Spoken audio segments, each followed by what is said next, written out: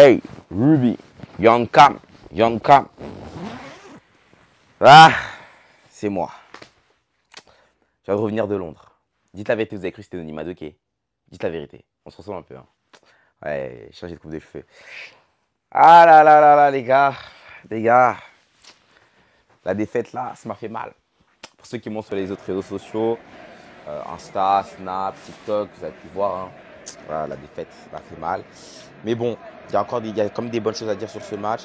Avant que la vidéo commence, n'hésitez pas à vous abonner, lâcher le pouce bleu, mettre le petit commentaire.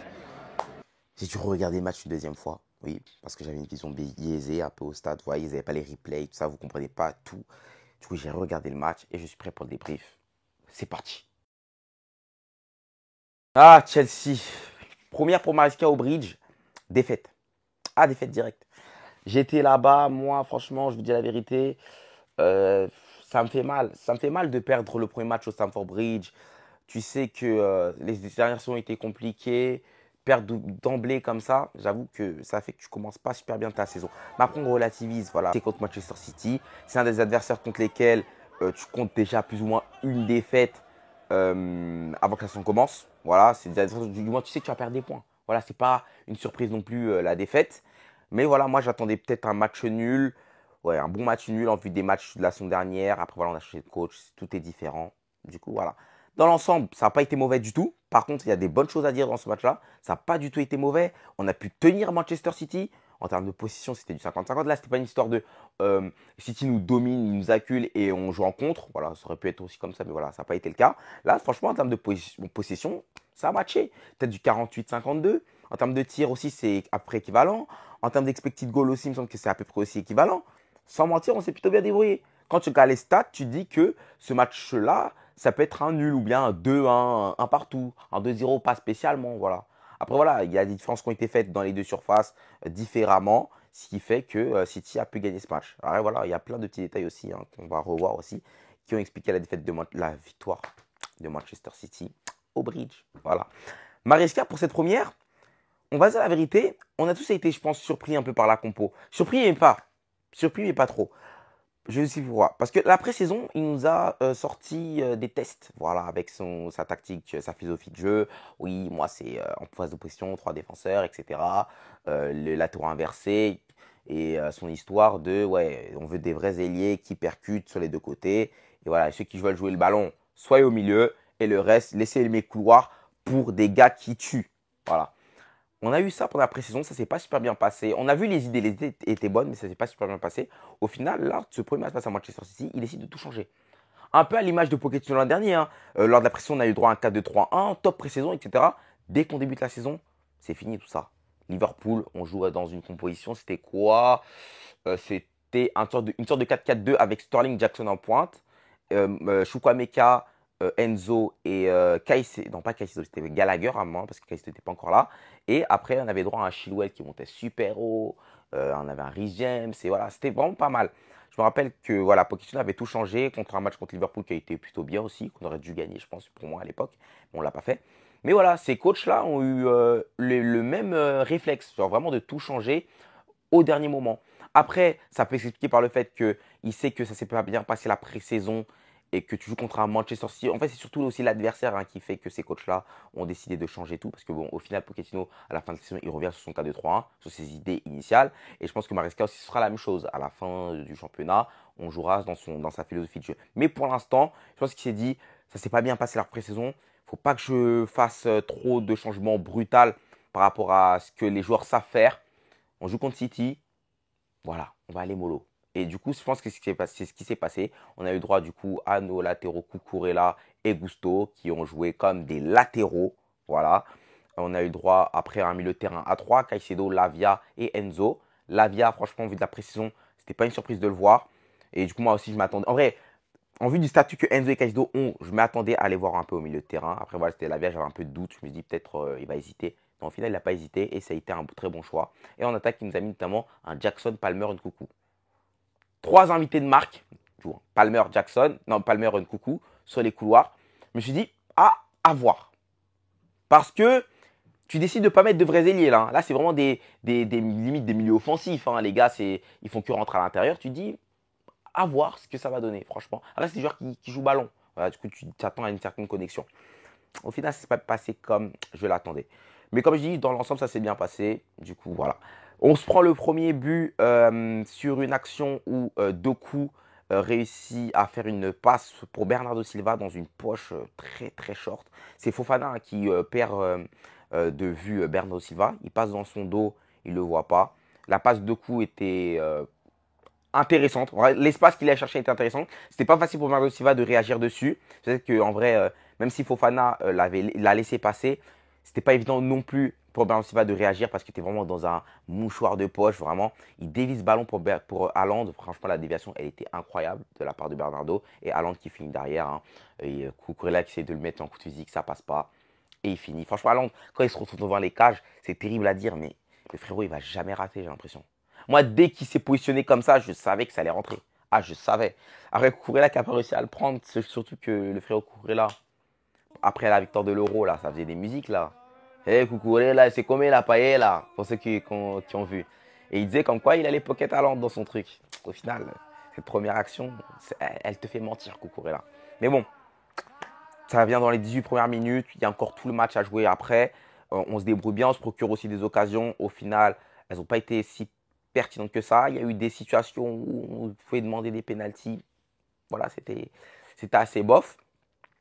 Puis on arrive en deuxième mi-temps. On se prend le deuxième but à la 85e minute de jeu. Mais on va dire la vérité, ce deuxième but, c'était plus un but de fatigue. Voilà, c'est un but qui arrive à la fin du match. Voilà, on est fatigué, on a poussé, on a essayé d'égaliser. Ça ne s'est pas passé. Ils sont venus et ils nous ont tués. Voilà, ça s'est plutôt passé comme ça. Moi, les points où j'estime que le match a tourné, ça a été notamment en attaque. Maresca, je pense qu'il s'est trompé. Bon, je pense pas, j'en suis convaincu qu'il s'est trompé dans son trio d'attaque. Parce qu'il décide de mettre un trio d'attaque Palmer, Jackson, Coucou. C'est des gars qui jouent ballon, c'est clair. Mais eux, c'est des gens déjà, bon, pas Jackson parce que Jackson c'est l'attaquant de pointe, mais Palmer et Coucou, ils reviennent constamment dans l'axe. Du coup, t'as qui sur les ailes? T'as qui pour percuter sur les ailes? Parce que là, au final, Guardiola, il n'a pas trop été inquiété. Bon, bah, Palmer, après, c'est pas non plus son jeu hein, de venir percuter, éliminer, casser. Surtout qu'il n'était pas dans un bon jour. Et de l'autre côté, tu te dis, bon, si Palmer vient faire le playmaker à vouloir rentrer à l'intérieur, surtout qu'aussi Enzo est en 10. Hein, ouais, surtout que si Enzo est en 10, sorte aussi de 4-2-3 un peu comme Pochettino. Enzo était monté pas mal en 10. Tu dis que bon, Palmer, il va aussi rentrer comme lui. Du coup, tu as un manque un peu sur l'aile. Du coup, Gusto, il monte logiquement. De l'autre côté, il te faut du coup un gars. Parce que Cucurella, il n'a pas vraiment de qualité offensive, même si à l'Euro, il a été intéressant un peu.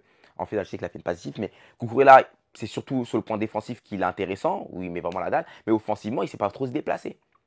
Il ne sait pas trop se déplacer. Ça fait que tu as un Cucurella qui ne sait pas trop se déplacer. Tu as besoin d'un mec devant lui qui percute, qui élimine. Et tu ne l'as pas parce qu'une Coucou, ce n'est pas son profil. Il s'est fait pocket par Rico Lewis. Il a eu du mal sur ce couloir-là. Il a clairement eu du mal. Dès qu'il pouvait rentrer, il rentrait. Débordé pour tenter un centre, on a très rarement vu ça. C'était à chaque fois, Eric Coloïs, il lui prenait le ballon parce qu'il n'a pas cette qualité-là de percussion brutale. Lui, tu le mets dans la phase de réparation, il peut te faire des dribbles chaloupés, des roulettes, des trucs de PlayStation, etc. Ça va passer. On a pu voir, il a fait ça à un moment donné. Il a failli récupérer un penalty, mais bon, voilà, c'était pas penalty en vrai, il s'est jeté. Mais voilà, c'est ça les qualités d'Nkoukou, c'est dans le jeu et en tant que pur ailier, c'est compliqué. C'est pour ça qu'à l'entrée de Neto en deuxième mi-temps, on a vu une différence. Neto, il est là, on sait qu'il est là pour percuter, pour mettre de la vitesse et pour centrer. À un moment donné, il nous drop un centre. Enzo Fernandez, il met la tête. Ça passe deuxième poteau. Gusto qui tente un centre en retrait. Après, on voit Lavia la remettre dedans. Et là, c'est là que Jackson, il tente le truc où il rate. Mais en tout cas, ça fait une différence, ça a marqué une différence d'avoir un couloir où finalement ça commence à percuter. Et même l'action qui montre même qu'il y a un problème sur l'animation offensive du couloir gauche, c'est l'action où Jackson, on lui fait une passe, il tente une talonnade pour quelqu'un dans l'espace, sauf que Cucurella, il n'est pas parti parce que lui, offensivement, il a du mal un peu dans ses déplacements. Et Nkoukou, il a essayé de rentrer dans l'axe. Il y a qui à gauche? Qui doit occuper? C'est à vous, les gars. Du coup, au final, il y avait un problème sur cette animation-là offensif.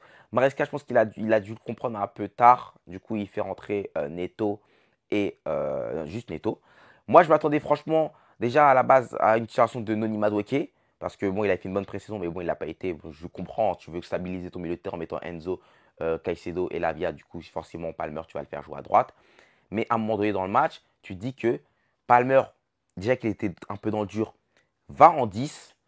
Laisse Madueke sur un couloir, laisse-le percuter, tu mets Gusto Madueke, ça peut être intéressant. Voilà, moi à un moment donné, je voulais vraiment que Madueke passe sur ce couloir-là. Au final, il n'est même pas rentré. Et je pense que ça a été vraiment un des problèmes qui a fait qu'offensivement, on aurait pu être plus intéressant. Surtout qu'il y a des moments où on dominait Manchester City et on n'arrivait pas à percer quelque chose. Or qu'au final, on aurait dû faire en sorte d'avoir des 1v1 et des 1v1 remportés, mais on n'en a pas eu. C'est ça qui est un peu dommage. Franchement, sur ce point-là, je trouve que c'est un des points qui a été un des tournants du match, clairement. Mis à part ça, je pense que Enzo Maresca n'a pas fait non plus trop d'erreurs. Défensivement parlant, je trouve que ça a été la bonne solution. On la perd Colwill, Fofana. Ils ont fait un bon match. Franchement, Fofana, il est impliqué sur les deux buts parce qu'il fait la relance sur Kovacic qui mène au but. Bon, après, bon, comme je dis, c'est la fatigue aussi. Kovacic qui traverse la défense, qui frappe Sanchez, qui fait un truc de fou furieux. Clairement, en live, je trouvais ça bizarre que la balle soit rentrée, mais je faisais pas trop attention. Quand j'ai pu regarder le match, j'ai pu voir que Sanchez était sur la balle, juste qu'il a mal repoussé. Franchement, ça c'est terrible. Mais bon, c'est pas, on va pas se focaliser dessus. Mais voilà, Fofana a impliqué sur les deux buts, mais il fait quand même un gros match. Voilà, franchement, un gros match. Je trouve que City n'a pas été non plus trop dangereux parce que la défense est plutôt bien débrouillée. Au terme de sortie de balle, Fofana, ça a été intéressant. Il a tenté beaucoup de choses. Moi, je sais que Colwill a une meilleure qualité de passe. Bon, il me semble que Colwill a une meilleure qualité de passe. Du coup, j'attendais un peu plus Colwill à prendre des initiatives pour la relance. Il ne l'a pas fait. C'était plus Fofana. Mais je pense que ce duo défensif peut être très prometteur pour l'avenir. Si Colwill aussi commence à prendre plus de galons et commence à prendre plus la relance aussi à son compte. Voilà, moi, j'entends vraiment des bonnes transferts de la part de Colwill, des bonnes passes qui cassent les lignes. Au final, c'est pas trop lui qui faisait ça. Voilà, c'était pas trop lui qui faisait ça. Mais bon, défensivement, ça a été correct. Ils ont fait un bon match. Voilà, des petites erreurs de Nassau qu'on menait au but. Mais voilà, aussi en attaque, on aurait pu marquer, on ne l'a pas fait. Au milieu de terrain, on a eu des très belles surprises. Romeo Lavia, le match patron XXL. Alors oui, la précision, il a tout fumé. Et là, dans le match, il a aussi tout fumé. Tout fumé. Oh, je rappelle la sortie de balle. Contrôle orienté sur Kevin De Bruyne, il envoie dans les vapes. Tu ne pouvais pas lui récupérer le ballon. Ah, il sortait. En plus, il est puissant sur ses appuis. Tu peux essayer de le presser. Il sort facilement, il dribble bien. Intelligent, non. Lavia, ça a été énorme. Donner des tops et flops dans ce match. Vraiment, dans les tops, je mettrais vraiment Cucurella, ça va. Dans les tops, Cucurella, vraiment, je trouve que surtout en première mi-temps, il a super bien défendu sur Jérémy Doku. Après, voilà, quand Salvio il est venu sur son couloir, c'était un peu plus compliqué. Mais sinon, dans l'ensemble, il a fait un gros match, Cucurella. Il y a Fofana qui a fait un très bon match. Et notamment, le man of the match côté Chelsea, pour moi, c'est Romeo Lavia. Voilà, Romeo Lavia, c'était grosse performance. Après ça, dans les flops, Christopher Nkunku, forcément. Il ne s'est pas retrouvé dans ce match-là. Il s'est fait pocket par Rico Lewis. Après, si tu veux rajouter, on peut rajouter aussi Cole Palmer, qui a pas été dans son match du tout. Les passes, elles n'arrivaient pas à destination. Il a vraiment eu du mal. Genre, il a vraiment eu du mal. On a vraiment vu aujourd'hui. Après, il n'a pas eu de préparation. C'est clair qu'il n'a pas eu de préparation. Ça fait que c'est un peu plus compliqué. Mais voilà, il est fatigué. On va le comprendre. Tout ça, moi, ça m'a fait mal parce que tu dis que c'est son facteur X. C'est un peu le joueur qui peut créer la décision dans le match. Si Chelsea ne joue pas mal, tu t'attends un peu à ce qu'un Cole Palmer soit aussi présent. Voilà, il n'a pas été trop là, même s'il a distillé quelques passes intéressantes, hein. Notamment la passe où il met dans l'espace à Jackson et avec Enzo qui s'embrouillent. Voilà, parce que Enzo, vraiment, en 10, non, c'est vraiment pas son truc. Et Enzo, plus ou moins flop, parce qu'il a fait aussi de bonnes choses, hein, des bonnes passes aussi, ouais, plus ou moins. Mais surtout les deux flops, ouais, Palmer, Coucou. Voilà, moi, ces deux-là, je retiens Palmer, Coucou. Et Sanchez, ouais, l'arrêt à la fin, les relances, il fait que drop des ballons, on perdait la peur du temps à la balle. Bon, bof, voilà. Mais en tout cas, si je pouvais donner un bilan de ce match, on s'est plutôt bien débrouillé, on avait des choses positives, c'était une première. Du coup, on va pas faire des conclusions trop vite. Mais je pense que voilà, un prochain match contre une équipe un peu plus faible, ça peut être beaucoup plus intéressant. Je pense qu'on peut un peu plus faire la différence. Là, on aura des matchs assez faciles. J'ai pas vu c'était qui nos prochains adversaires. Jusqu'à là, on va jouer la conférence League là, dans même pas quelques jours. Du coup, à voir. Moi, je suis déçu du résultat. Mais sinon, en vrai, on a vu des bonnes choses. Voilà. On n'est pas condamné à l'échec, forcément. Chelsea va potentiellement être de retour. Il y a des bonnes choses à faire avec Maresca. À voir comment maintenant il va inclure son système de jeu. Parce que là, c'est un peu par rapport au repère des joueurs qu'il a. Je pense qu'il a fait cette composition hier, pardon. Et là, ça va être progressivement, on va opter pour son système. À voir maintenant. Noni Madueke, nous on veut le voir en tant qu'ailier. Neto aussi de l'autre côté. Moi, je veux voir un Palmer en 10. Voilà, moi c'est ce que je veux. Voilà. Et un Christopher Nkunku après, c'est compliqué. Voilà. Ou moins si tu mets Christophe Nkunku sur un couloir ou bien en 10, tu peux mettre sinon un Nkunku en 10, Palmer à droite et tu mets vraiment Pedro Neto à gauche. Voilà. Mais Palmer Nkunku sur les deux ailes, à bannir. Vraiment, c'est ça, à bannir ça. Après, ça dépend des adversaires, mais sinon, à bannir. À bannir. Ou sinon, tu fais ça, il faut vraiment que tu aies des pistons vraiment de fou, genre un Chilwell à gauche et un Gusto ou un Riziem de l'autre côté. Voilà, comme ça, les deux occupent l'axe et les deux autres les couloirs. Mais bon, prochain match, je pense que faut le gagner pour pouvoir se remettre en confiance. Ça va, franchement, je pense que ça va, on va le gérer. J'espère que vous avez apprécié. Voilà, on parle tranquille du match. Voilà. En vrai, il y a des choses positives, du coup, je ne vais pas parler avec énervement. Voilà. J'espère que vous allez bien. Et on se retrouve très bientôt. Voilà, très bientôt.